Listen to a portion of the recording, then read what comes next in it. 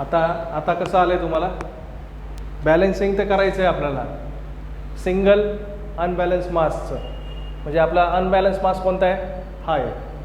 पण आपण कसं करणार त्याला बॅलन्स, 2 बॅलन्स मासने, by 2 balance mass in opposite side but at different plane. Same plane म्हणजे कसं, याच लाईनीत खाली लावलेलं आपण, बरोबर का नाही. याच लाईनीत जर खाली असेल तर काय म्हणणार आपण, सेम प्लेन. पण आता इथं प्लेन काय आहे तुमची, वेगळी आहे. इकडं हे डिस्टन्स किती आहे त्याचं, ए आहे, आणि इकडचं डिस्टन्स किती आहे तुमचं, बी आहे. म्हणून तिथं काय म्हटलं आपण, डिफरंट मासेस, डिफरंट प्लेन. तर आता याचं तुमचं बॅलन्स करण्यासाठी काय पाहिजे असणार, taking summation of all vertical forces किंवा taking summation of all centrifugal forces, बरोबर. याच्या खाली काय लिहिणार तुम्ही, for balancing taking summation of all centrifugal forces. Summation of all centrifugal forces must be equal to 0.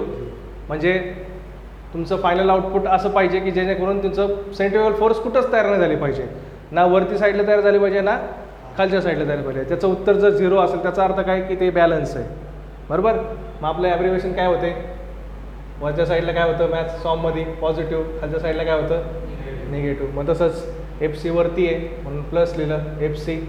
बाकी तुम्ही काय लिहिणार, minus F C B 1 minus F C B 2 is equal to काय 0. किंवा हेच तुम्ही कसं लिहू शकता, असं लिहू शकता, F C is equal to, हे दोन्ही तिकडे गेल्यावर काय झालं प्लस झालं, F C B 1 plus F C B 2. Centrifugal फोर्सचा फॉर्म्युला काय आपला, mass into radius into omega square, बरोबर. मग याचं काय येणार खालचं एफ सी बी 1चं मास त्याचं काय एम बी 1, बरोबर. रेडियस तुमचं काय आर बी 1. आता इथं तुम्ही नावं जर विसरले तर काय असं काय नाही की इथं आर बी 1च पाहिजे, तुम्ही काही पण द्या, R1 R2 तुमची मर्जी. M B 1 into R B 1 into omega square plus इकडे काय येणार M B 2 into R B 2 into omega square. Omega is same म्हणून काय झालं निग्लेक्ट केलं ते, म्हणून M into R is equal to M B 1 into R B 1 plus M B 2 into R B 2. हे तुमचं झालं बॅलन्स आहे, बरोबर. हे झालं तुमचं कोणासाठी, फक्त फोर्सेसच्या रिलेटेड आपण जर केलं तर. आपण आता मुवमेंटच्या रिलेटेड पण बघणार, म्हणजे डायनॅमिकली बघणार. हे बघितलं कोणतं, फक्त स्टॅटिस्टिकली, बरोबर, स्टॅटिकली. आणि आपण याच्या अगोदर का नाही बघितलं, कारण याच्या अगोदर सिंगल फोर्स होती म्हणून मुवमेंट तयार होत नव्हती. आता इथं कसे 2 फोर्स आहेत ना, म्हणून काय तयार होते, मुवमेंट तयार होते. गोल फिरू शकतं, ते बेंड होऊ शकतं आपलं. जो आपला शाफ्ट आहे, हा जो शाफ्ट आहे तो आपला काय होऊ शकतो, बेंड होऊ शकतो, मुवमेंट तयार होऊ शकते. म्हणून आपण डायनॅमिकली पण बघणार की ते बॅलन्स आहे का नाही. मग डायनॅमिकली बॅलन्ससाठी काय बघणार आपण, for dynamically balancing summation of movement about point किंवा रेफरन्स प्लेन म्हणा, about this reference plane. Summation of movement about reference plane must be equal to 0. मग आता इकडनं मुवमेंट मोजायची सॉमसारखं. इथं हात ठेवला, आता हे कसं फिरतंय आठवतं आहे का, इथं असं पेन ठेवायचं आपण, हे मास कुठं चाललं आहे खाली, इथं ठेवायचं, हे फिरवायचं, कसं फिरतंय अँटी क्लॉकवाईज. आपले ॲब्रिव्हिएशन काय होते, क्लॉकवाईज असेल तर पॉझिटिव्ह, अँटी क्लॉकवाईज असेल तर निगेटिव्ह. मग हे कसं फिरते अँटी क्लॉकवाईज फिरते, म्हणून काय देणार, आधी फोर्स द्या, आधी force into perpendicular distance. Force काय आहे आपली एफ सी 1, एफ सी 1 आहे ना इथं, एफ सी 1 इंटू डिस्टन्स काय परपेंडिक्युलर डिस्टन्स ए, बरोबर. हे कसं फिरतंय अँटी क्लॉकवाईज फिरतंय, म्हणून काय मायनस, बरोबर, minus F C 1 into A. इकडं काय येणार plus F C 2 into B is equal to काय 0. हे येणार आहे का, एफ येणार, एफ सी येणार आहे का, एफ सी नाही आहे एफ सी. कारण का बरं, आपण मोजतोय कुठून, तिथूनच मोजतोय, त्याचं परपेंडिक्युलर डिस्टन्स आहे का नाही ना, आपला फोर्सचा मोमेंटचा फॉर्म्युला काय असतो? Force into perpendicular distance, force into perpendicular distance. इथं जर फोर्स घेतली तर परपेंडिक्युलर डिस्टन्स आहे का? नाही, आपण त्याच लाईनीतनं मोजतोय. परपेंडिक्युलर डिस्टन्स काय आलं? 0. 0 इंटू एनिथिंग काय उत्तर येणार? 0. म्हणून ते घेत नाही आपण. बरोबर, हे दोन्हीच घेतलं. हां, सॉरी FCB1, इथं काय आलं? Minus FCB1 into A1 FCB2 into B. बरोबर. मग आता फोर्सचा आपला फॉर्म्युला काय? Mass into radius into omega square into A plus इथं काय येणार? MB2 into RB2 into omega square is equal to 0. आपण हे असं लिहू शकतो का? याला जर पॉझिटिव्ह निगेटिव्ह तिकडे गेल्यावर काय होणार? पॉझिटिव्ह. म्हणजे मी असं लिहू शकतो हे MB2 into RB2 is equal to MB1 into RB1. Omega काय केलं मी? कॅन्सल केलं. आणि इथं काय डिस्टन्स राहिलं ना आपलं, into B is equal to 0. इथं काय येणार? B आणि इथं काय येणार? E. असं लिहित चालेल ना? बरोबर. हे झालं तुमचं फॉर स्टॅटिकली बॅलन्स आणि फॉर डायनॅमिकली बॅलन्स. केव्हा? जेव्हा ही कंडिशन असेल तेव्हा. ठीक आहे, लिहून घ्या खाली.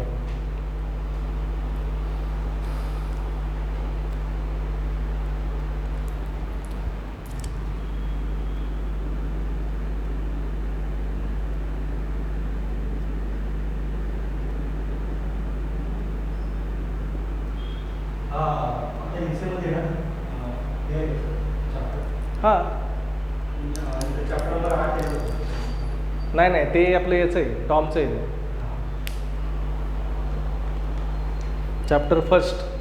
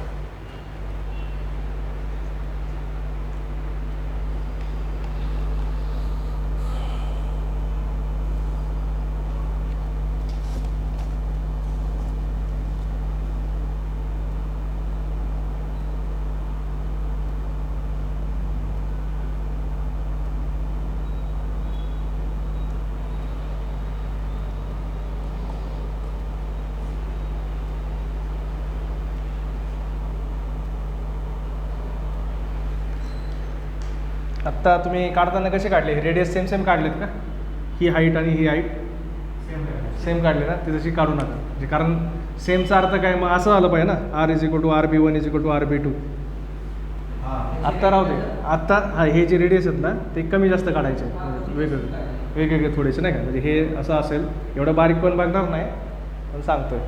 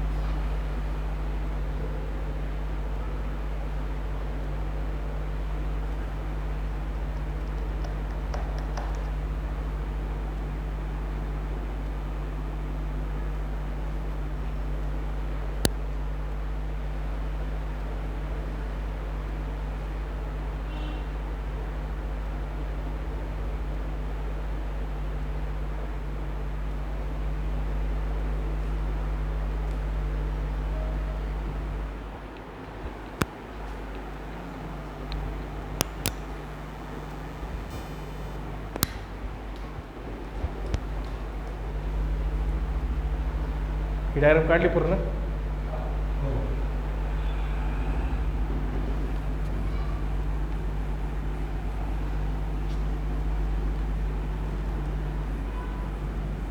आता दुसरी कंडिशन काय आहे, बॅलन्सिंग सिंगल मासचं करायचंच आहे, पण बॅलन्सिंग असं करायचं आहे थोडक्यात. म्हणजे आपल्याला आहे ना काय प्रॉब्लेम झाला आहे की हे अनवॉन्टेड मास आहे, याचं एक्झॅक्टली जेवढं जितकं के जी त्याचं मास आहे तितकं एक्झॅक्टली के जी आपल्याला मास भेटत नाही आहे.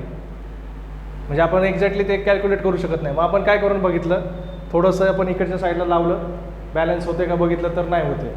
मग काय म्हणजे आपण समजा इथं समजा उदाहरणार्थ समजा इथं 10 kg काय आलं आहे, इकडच्या साईडला अनवॉन्टेड मास काय आलं आहे तयार झालं आहे. आपण काय केलं, 10 kg आपल्याला माहिती नाही, आपण इकडं समजा लावलं 11 kg लावून बघितलं, आणि नंतर बॅलन्सिंग करताना आपण काय बघतोय की आधी वरच्या साईडला टिल्ट होत होतं, आता कुठं टिल्ट होतं आहे, खालच्या साईडला टिल्ट होतं. मग आपण काय करणार, इकडं 1 kg काय लावणार, मास लावून टाकणार असं. म्हणजे balancing of single unwanted mass by 2 balance mass, 1 in side of unbalance mass. म्हणजे एक कुठल्या साईडला आहे, अनबॅलन्स मासच्या साईडला आहे, आणि दुसरं कुठल्या साईडला आहे, अपोजिट साईडला आहे असं. बरोबर. तर आता याचं फॉर स्टॅटिक बॅलन्सिंग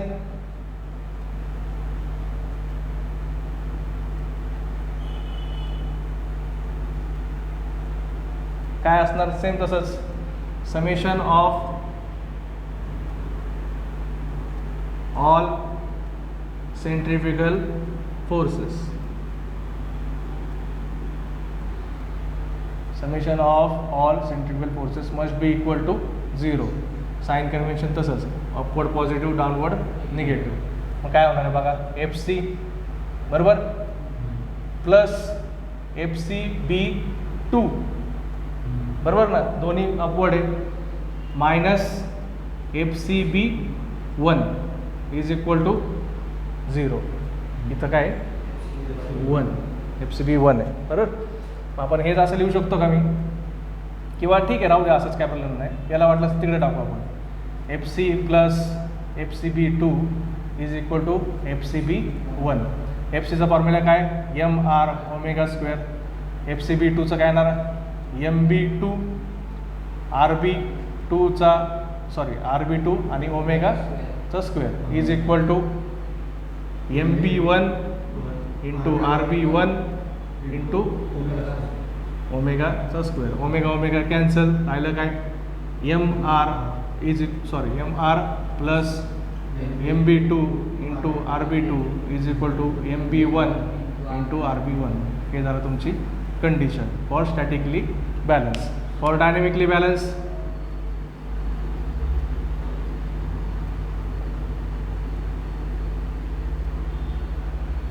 मुवमेंट, किंवा त्यालाच काय म्हणतात, कपल बरोबर. मुवमेंटला दुसरा शब्द काय, couple. Movement about reference axis किंवा reference plane must be equal to 0.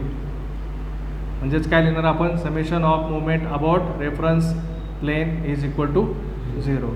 Clockwise positive, anti clockwise negative.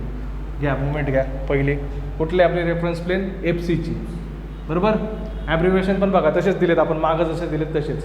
तुमच्या पुस्तकामध्ये थोडेसे वेगळे केले, त्यांनी काय केले, B इथपर्यंतच दिलेलं आहे, असं काय फरक नाही पडत. B असं घ्या किंवा असं घ्या, काय फरक होणार, डिस्टन्स फक्त आपलं काय येणार आहे, आपलं येणार आहे पोर्टड B येणार आहे, त्यांचं काय येणार आहे A+B येणार आहे, तेवढाच फरक. त्याच्यामध्ये तुम्हाला काही याच्यावरती सम नाही, त्याच्यामुळं काही टेन्शन घेऊ नका. तुम्हाला सम ते पुढच्या टाईपवरती आहे. हे ॲब्रिव्हिएशन म्हणून आलं तरी येईल, कसं पण लिहिलं तरी चालेल. मुवमेंट काय येणार पहिली, क्लॉकवाईज. हे कसं फिरते, क्लॉकवाईज बरोबर. असा पेन ठेवला, खालच्या साईडला चाललं आहे म्हणून कसं फिरते, क्लॉकवाईज असं फिरतं ना, क्लॉकवाईज. म्हणून FCB1 इंटू परपेंडिक्युलर डिस्टन्स काय आहे, इथून ते इथपर्यंत रेफरन्स प्लेन काय, A बरोबर. आणि ते कसं फिरतं आहे, anti clockwise, minus FCB2 into B. Perpendicular distance काय आपलं टोटल B आहे, असा 8 ठेवला, वरच्या साईडला चाललं आहे, फिरून बघितलं वरच्या साईडला कसं फिरते, अँटी क्लॉकवाईज, म्हणून काय आलं, मायनस इज इक्वल टू काय, 0. FC येणार आहे का, नाही ना, कारण ते रेफरन्स प्लेनलाच आहे, त्याच्यामध्ये येणार नाही. मग आपलं नाव टाका. FCB1 म्हणजे काय असतं आपलं, MB1 into RB1 into omega square into A. हे जे मायनसचं तिकडे गेल्यावर प्लस केलं तर चालेल. MB2 into RB2 into omega square into B. Omega omega cancel, राहिलं काय, MB1 into RB1 into A is equal to MB2 into RB2 into B. हे झालं तुमचं ऑर डायनॅमिक इक्विव्हॅलन्स कंडिशन. तुमची कशी पाहिजे, अशी पाहिजे. बरोबर, एवढं लिहून टाका तिथं. उद्या आपला याच्या पुढचं टाईप, त्याच्यावरतीच सम ग्राफिकली पण आहे आणि नाही, हे थिअरी आहे नुसती. ग्राफिकली मेथड पण आहे पुढच्या टाईपवरती आणि ॲनालिटिकल मेथड पण आहे. दोन्हीपैकी कुठलं पण येईल एक्झामला. मला वाटतं कसं येईल, एक क्वेश्चनमध्ये ग्राफिकल येईल, एका क्वेश्चनमध्ये ॲनालिटिकल येईल असं. हां, ही ॲनालिटिकल मेथड आहे आपली.